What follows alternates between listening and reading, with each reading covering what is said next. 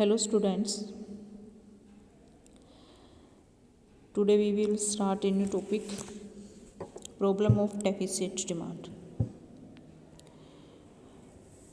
In last video we discussed about some basic concept, types of unemployment. Today we discuss about problem of deficit demand. So concept of deficit demand. तो deficit demand mean deficiency of aggregate demand. Deficiency of aggregate demand को हम क्या कहते हैं? Deficit demand कहते हैं। It's mean इसका meaning ये है कि रिसोर्स का फुल यूटिलाइजेशन नहीं हुआ है। डेफिसिट डिमांड का मीनिंग क्या है? Demand is said to be deficit when it is lower than the what is required for the full utilisation of the resource. जितना फुल यूटिलाइजेशन होना चाहिए रिसोर्स का उसके अकॉर्डिंग डिमांड होनी चाहिए, उससे एग्रीगेट डिमांड क्या हो गई है? लेस रह गई है। मैं एक न्यूमेरिकल एग्जांपल से आपको क्लियर करती हूँ। जैसे हमने जब चैप्टर स्टार्ट किया था 8th चैप्टर में हमने एक एग्जांपल लिया था। वहाँ पे क्या था बेटा कि हमने अज्यूम किया था कि जो इकोनॉमी की कैपेसिटी है वो 10 बिलियन क्या है US डॉलर। आउटपुट कितना हो सकता है बेटा? 10 बिलियन।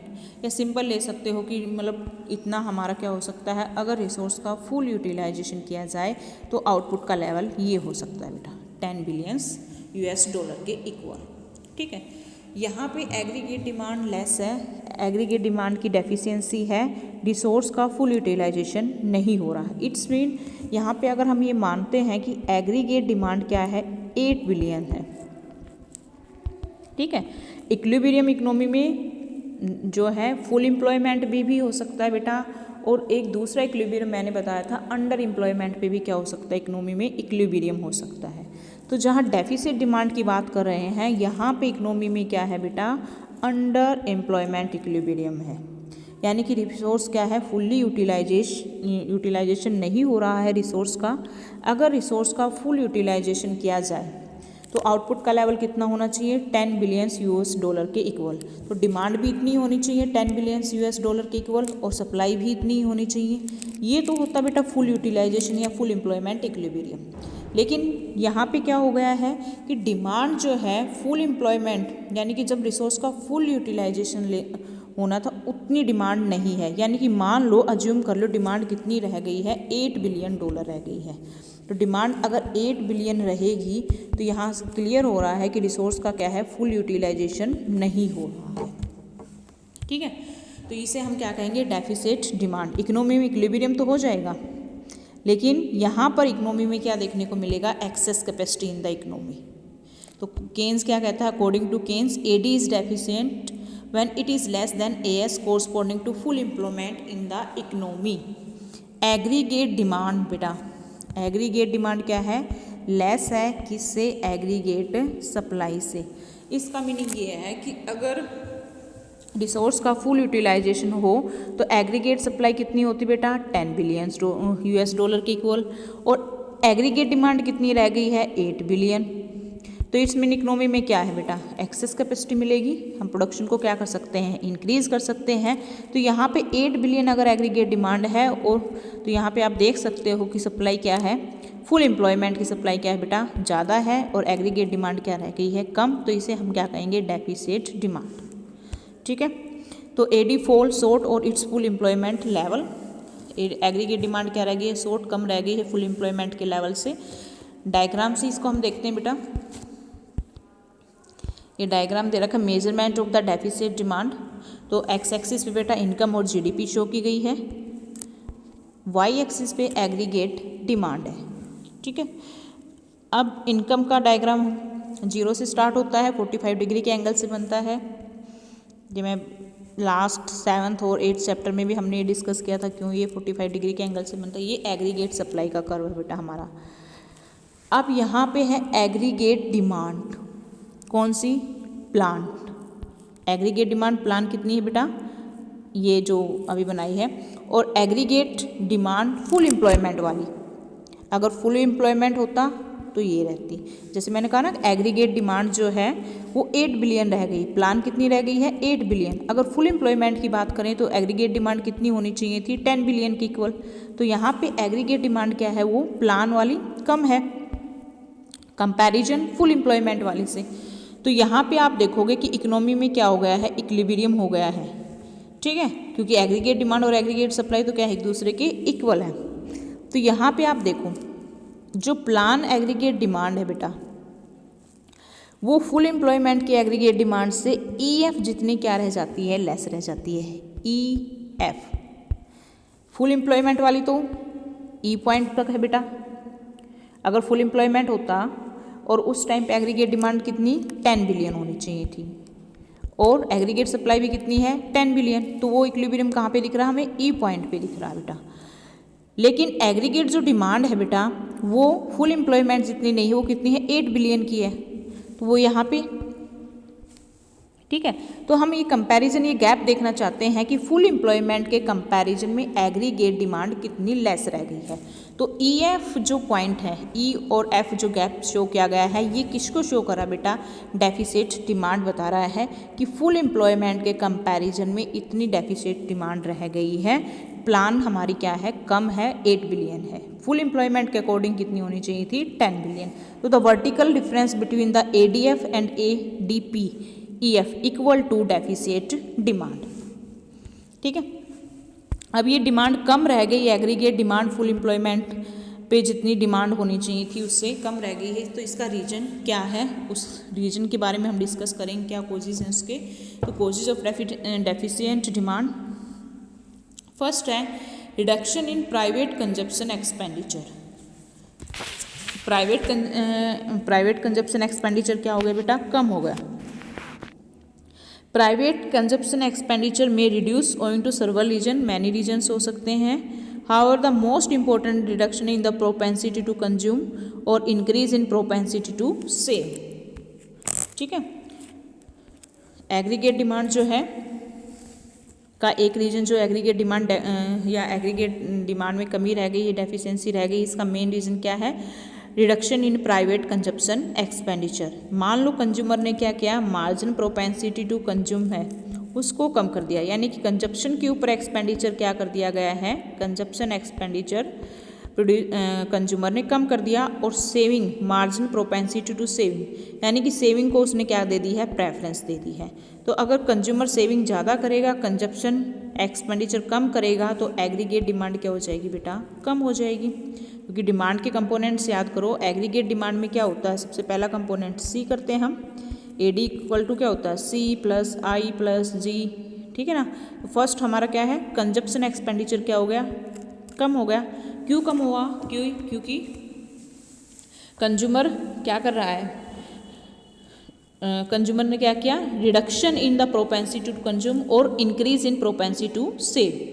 और in advance economics MPS tends to rise when consumption reach its peak. जब कंजप्शन अपनी पीक पे पहुंच जाता है बेटा, ठीक है, उसके बाद क्या होता है जो एडवांस यानी कि जो डेवलप इकोनॉमीज होती हैं उनमें क्या किया जाता है कंजप्शन के कंपैरिजन में फिर वो क्या करते हैं सेविंग को ज़्यादा प्रेफरेंस देते हैं, ठीक है। तो वहाँ पे सेविंग ज़्यादा होगी क्योंकि कंजप्शन तो उसके अपने जो पीक पॉइंट है उस पर पहुँच चुका है जितना कंजप्शन के लिए खर्च करना था। उसके बाद वो क्या करेंगे सेविंग ही तो करेंगे। इनकम इंक्रीज होती जाती है तो इसका मतलब ये नहीं कि वो कंज्यूमर जो है अपनी टोटल इनकम को क्या करेगा कंजप्शन के ऊपर ही खर्च करेगा, ठीक है। जैसे जैसे इनकम इंक्रीज होगी उसके साथ साथ सेविंग भी इंक्रीज होती जाएगी। जब कंजप्शन अपने पीक पे पहुंच जाता है तो उसके बाद तो वो क्या करता है कंज्यूमर जितनी भी इनकम बचेगी उसको वो क्या करेगा बेटा सेव करेगा, ठीक है। तो यहाँ पर क्या है एग्रीगेट डिमांड कम हो गई है क्योंकि कंजप्शन या ये कह सकते हैं प्रोपेंसिटी टू कंज्यूम क्या हो गई है डिक्रीज कम हो गई रिडक्शन हो गई है और प्रोपेंसिटी टू सेव क्या हो गई बेटा इंक्रीज हो गई है। सेकंड है इसमें reduction in private investment expenditure. एक इसमें सेकंड प्राइवेट इन्वेस्टमेंट एक्सपेंडिचर क्या हो गया है रिड्यूस हो गया है। अगर प्राइवेट इन्वेस्टमेंट एक्सपेंडिचर कम होगा तो बेटा एग्रीगेट डिमांड क्या हो जाएगी कम हो जाएगी। It may reduce in situation of poor business expectation. अगर पुअर बिजनेस एक्सपेक्टेशन होंगी बेटा कि प्रॉफिट का प्रोड्यूसर को क्या लग रहा है कम होगा, तो इन्वेस्टमेंट क्या कर देगा, कम कर देगा। इन्वेस्टमेंट कम होगा तो लोगों की इनकम क्या हो जाएगी, कम हो जाएगी। इनकम रिड्यूस होगी तो डिमांड भी क्या करेंगे, वो कम करेंगे बेटा। तो एग्रीगेट डिमांड क्या हो जाएगी, उनकी कम हो जाएगी। ठीक है, अगर इन फ्यूचर क्या लगता है प्रोड्यूसर को कि पुअर बिजनेस एक्सपेक्टेशन है, यानी कि प्रॉफिट कम लग रहा है, लॉस ज़्यादा लग रहा है, तो इन्वेस्टमेंट डिक्रीज करेगा। और इन्वेस्टमेंट डिक्रीज का मीनिंग होगा लोगों की इनकम डिक्रीज, और इनकम डिक्रीज तो एग्रीगेट डिमांड भी क्या हो जाएगी बेटा, रिड्यूस हो जाएगी। तो इससे भी डिमांड क्या हो रह जाएगी इकोनॉमी में, फुल एम्प्लॉयमेंट के कंपैरिजन में कम रह जाएगी। It happen in all market economies of the world in the year 2015 and 16। ऐसा 2015 और 16 में भी हुआ था। थर्ड पॉइंट है बेटा, इसमें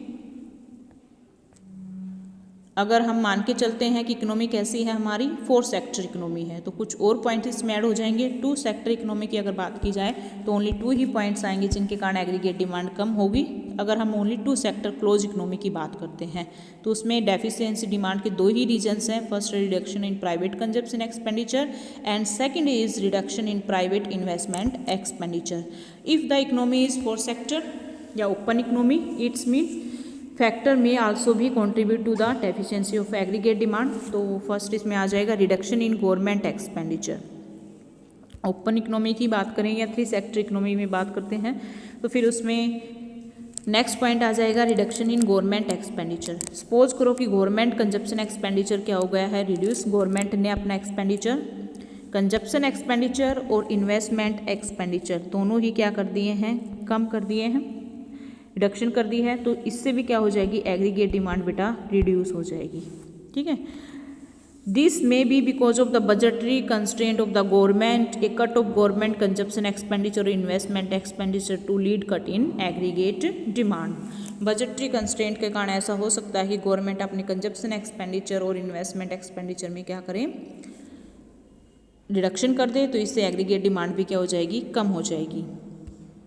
ठीक है, क्योंकि गवर्नमेंट जो है, अगर मान लो गवर्नमेंट को ये लगता है कि उसका एक्सपेंडिचर ज़्यादा है और एक्सपेंडिचर ग्रेटर है किससे, रिवेन्यू रिसिप्ट से। ठीक है, तो ऐसा इनकम क्या है गवर्नमेंट की कम है तो खर्चा गवर्नमेंट का क्या हो जाए, ज़्यादा। गवर्नमेंट जब बजट रेडी किया जाता है तो उसमें वो चेक करती है कि एक्सपेंडिचर कितना करना है गवर्नमेंट को और इनकम कितनी अर्न होगी इसको। तो अगर गवर्नमेंट को ये लगता है कि एक्सपेंडिचर ज़्यादा है और इनकम कम है तो वो अपने कंजप्शन एक्सपेंडिचर में और इन्वेस्टमेंट एक्सपेंडिचर में क्या कर सकती है, रिडक्शन कर सकती है, उसको रिड्यूस कर सकती है। अगर गवर्नमेंट ऐसा करती है तो एग्रीगेट डिमांड भी क्या हो जाएगी बेटा, कम हो जाएगी इकोनॉमी के अंदर। नेक्स्ट है डिक्लाइन इन एक्सपोर्ट। एक्सपोर्ट हमारी डिक्लाइन हो गई बेटा। अदर कंट्रीज़ को जो हम गुड्स सेंड करते थे तो अदर कंट्रीज़ में हमारे गुड्स की डिमांड क्या हो गई है, कम हो गई है। तो इट्स मीन क्या होगा, एग्रीगेट डिमांड क्या हो गई है, कम हो गई है। We now export are an important components of AD. Export हमारे एग्रीगेट डिमांड का इंपॉर्टेंट कंसेप्ट है। और एक्सपोर्ट अगर डिक्लाइन हो रहे हैं तो ये शो करेंगे कि this lead to fall in AD. Aggregate demand क्या हो गई है, कम हो गई है। Rise in import. इम्पोर्ट्स क्या हो गए हैं बेटा, राइज इंक्रीज हो गए हैं। अगर हम क्या करते हैं, अदर कंट्री की गुड्स इम्पोर्ट कर रहे हैं तो हम अदर कंट्री की गुड्स की डिमांड क्या कर रहे हैं बेटा, इंक्रीज कर रहे हैं। ठीक है, और हमारी जो डोमेस्टिक गुड्स है उसकी डिमांड क्या हो रही है, डिक्रीज होगी। अगर हमारे इंपोर्ट्स इंक्रीज होते हैं तो इसका मीनिंग क्या है, हम अपने डोमेस्टिक प्रोडक्ट को छोड़कर क्या कर रहे हैं, अदर कंट्रीज़ की गुड्स की डिमांड कर रहे हैं। तो इससे भी क्या शो क्लियर होता है कि एग्रीगेट डिमांड क्या हो जाएगी, हमारी कम हो जाएगी। नेक्स्ट है इंक्रीज इन टैक्स रेट। अगर टैक्स रेट इंक्रीज कर दी जाए, गवर्नमेंट क्या करती है, टैक्स रेट को क्या कर देती है, इंक्रीज, तो लोगों की जो डिस्पोजल इनकम है वो क्या हो जाएगी, रिड्यूस हो जाएगी, लेसर हो जाएगी, कम रह जाएगी। अब सिंपल सी चीज़ है, पीपल्स की जो इनकम कम होगी तो फिर वो एक्सपेंडिचर क्या करेंगे, डिमांड क्या करेंगे, कम करेंगे, लोअर करेंगे बेटा। और lower demand it's mean aggregate demand भी क्या होगी, इकोनॉमी में लोअर हो गई है, लेस हो गई है। ठीक है, higher tax rate reduce their capacity to spend even when their propensity to spend remain the same. उनकी जो कैपेसिटी है हाइयर टैक्स रेट उसको क्या कर देती है, कम कर देती है। और lower disposal income mean lower level of aggregate demand.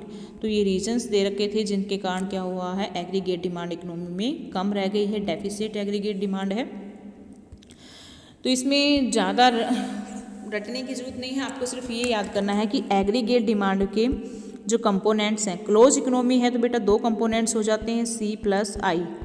ठीक है, तो डिमांड क्या है, डेफिसिट है, डिमांड कम हो गई। क्यों कम हो गई, या तो reduction in consumption expenditure, private consumption expenditure, reduction in investment expenditure या प्राइवेट इन्वेस्टमेंट एक्सपेंडिचर। अगर 3 सेक्टर इकोनॉमी आ जाती है तो फिर उसमें हम गवर्नमेंट G ऐड करते हैं, तो reduction in government expenditure, export हमारे डिक्लाइन हो गए। ठीक है, रेस्ट ऑफ वर्ल्ड के साथ अगर हम कनेक्शन करेंगे, 4 सेक्टर इकोनॉमी की बात करेंगे तो एक्सपोर्ट डिक्रीज, इंपोर्ट हमारे क्या हो गए बेटा, इंक्रीज हो गए हैं। ठीक है, और अगर गवर्नमेंट क्या कर देती है, टैक्स रेट को इंक्रीज़ कर देती है, टैक्स रेट भी इंक्रीज़ करेगी तो इसका इम्पैक्ट क्या पड़ेगा, लोगों की इनकम जो है, डिस्पोजल इनकम है पीपल्स की, वो क्या हो जाएगी, डिक्रीज, और इससे उनकी जो कैपेसिटी है स्पेंड करने की वो भी क्या हो जाएगी, डिक्रीज हो जाएगी। तो डिमांड एग्रीगेट डिमांड का लेवल भी क्या रह जाएगा, लोअर रह जाएगा। ठीक है, उसके बाद है कॉन्सिक्वेंसी ऑफ डेफिसिट एग्रीगेट डिमांड या 4 critical situation in the economy.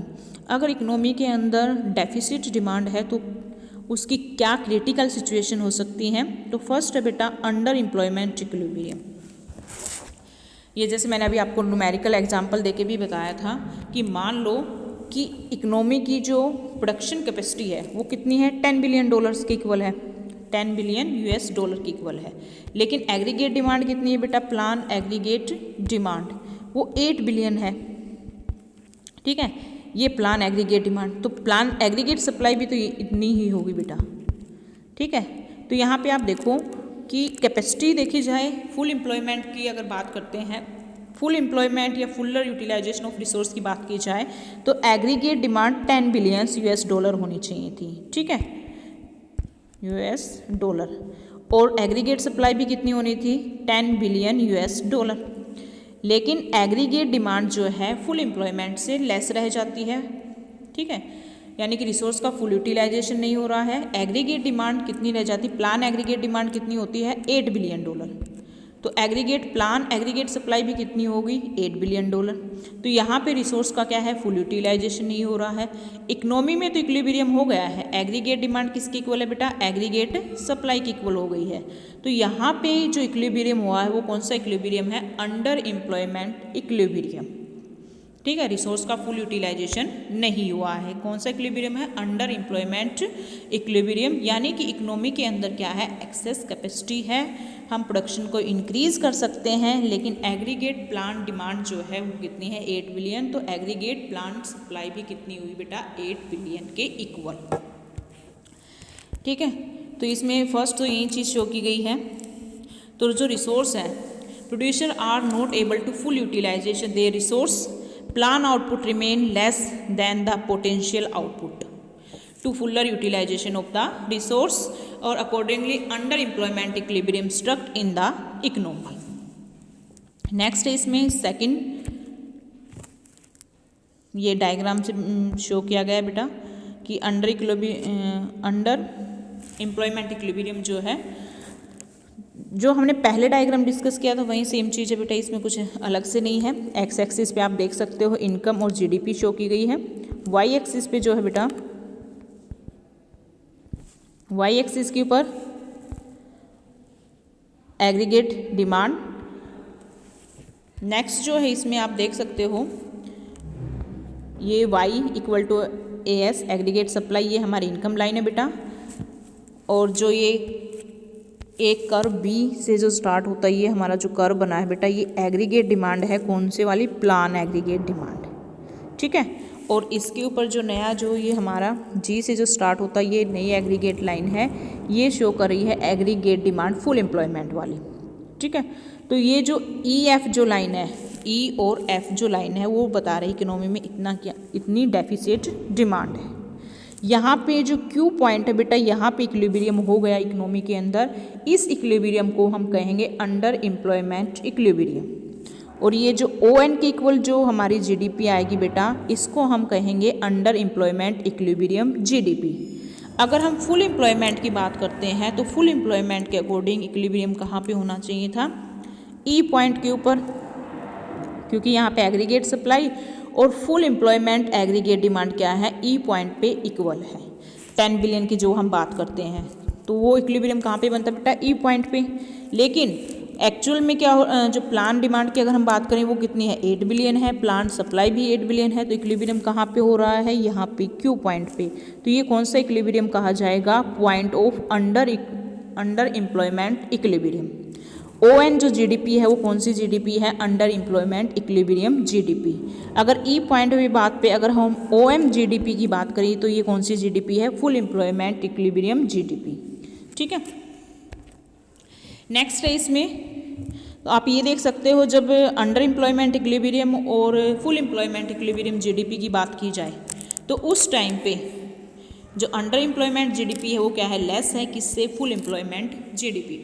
ठीक है, क्योंकि उससे भी फुल एम्प्लॉयमेंट, मैं आपको बार बार ये एग्जांपल दे रही हूँ कि फुल एम्प्लॉयमेंट होता तो 10 बिलियन US$ के इक्वल ही एग्रीगेट डिमांड और एग्रीगेट सप्लाई होती। और यहाँ पे अगर जो प्लान की अगर हम बात करते हैं तो 8 बिलियन एग्रीगेट डिमांड है और 8 बिलियन एग्रीगेट सप्लाई है। तो ये इससे क्लियर होता है 2 बिलियन क्या हो रहा है, आउटपुट का लेवल और इंक्रीज हो रहा है, उसका हमें क्या हो रहा है, लॉस हो रहा है। GDP क्या रह गई है, फुल एम्प्लॉयमेंट इक्विलिब्रियम से लेस रह गई है, अंडर एम्प्लॉयमेंट इक्विलिब्रियम GDP।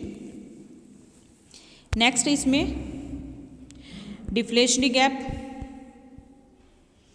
ठीक है, डेफिसिट डिमांड डिफ्लेशनरी गैप, यही एक डायग्राम फिर से आ जाएगा बेटा। इसको हम एक बार डायग्राम कोई भी, जो 3 डायग्राम इसमें दे रखे हैं TRZN की बुक में, तीनों डायग्राम को करने की ज़रूरत नहीं है। आप मेन में अगर तीनों डायग्राम के कंपैरिजन में ये वाला कर लो तो बेटर है आप लोगों के लिए। दोबारा से यही फिर से डायग्राम है बेटा, मेजरमेंट ऑफ डिफ्लेशनरी गैप। तो वही बात है इसमें भी कि जब एग्रीगेट डिमांड क्या रह गई है, एग्रीगेट प्लान डिमांड लेस रह गई है किससे, फुल एम्प्लॉयमेंट से। इसी को जो हम डेफिसिट डिमांड कर रहे हैं इसी को हम क्या कहते हैं, डिफ्लेशनरी गैप भी कहते हैं बेटा। ठीक है, अब यहाँ पे इसको बार बार एक्सप्लेन करने की जरूरत नहीं है मैं दोबारा, यानी कि जो डेफिसिट डिमांड होती है उसी को हम क्या कहते हैं, डिफ्लेशनरी गैप कहते हैं। EF जो है वो इसी चीज़ को शो कर रहा है। सेकेंड है अनडिजायर्ड स्टॉक। ठीक है, अनडिजायर्ड स्टॉक जब एग्रीगेट डिमांड क्या है, लेस है, लोअर है। ठीक है, in a situation of low aggregate demand producer are not able to sell all that plan to sell, उतना सेल नहीं कर पाएगा जितने उसने प्लान किया, wish to plan. Undesired stock tends to pile up, यानी कि प्रोड्यूसर के पास क्या रह जाएगा, अनडिजायर्ड स्टॉक रह जाएगा। और इस clearness of undesired stock often lead to fall in price. अब इस अनडिजायर्ड स्टॉक को क्लीन करने के लिए वो क्या करेगा, प्राइस को डिक्रीज करेगा, प्राइस डिक्रीज करेगा। दो सेकंड क्या कर सकता है, fall in plan output for the year head, next year में वो इन्वेस्टमेंट कम करेगा। Both these factors contribute to deflation in the economy. फिर loss of profit, deficit demand है तो प्रोड्यूसर को क्या होगा, लॉस होगा। Producer are not able to clear their stock और undesired stock lead to price crash. ठीक है, तो ये इसकी कॉन्सिक्वेंसेस थी कि अगर एग्रीगेट डिमांड डेफिसिट है तो इकोनॉमी में अंडर एम्प्लॉयमेंट इक्विलिब्रियम होगा। सेकंड चीज़ है डिफ्लेशनरी गैप आएगा। थर्ड चीज़ है अनडिजायर्ड स्टॉक होगा और फोर्थ इसका और लॉस ऑफ प्रॉफिट। ओके, आज यहीं तक करते हैं हम। वीडियो अगर पसंद आ रही है तो लाइक ज़रूर करें और चैनल को सब्सक्राइब भी करें।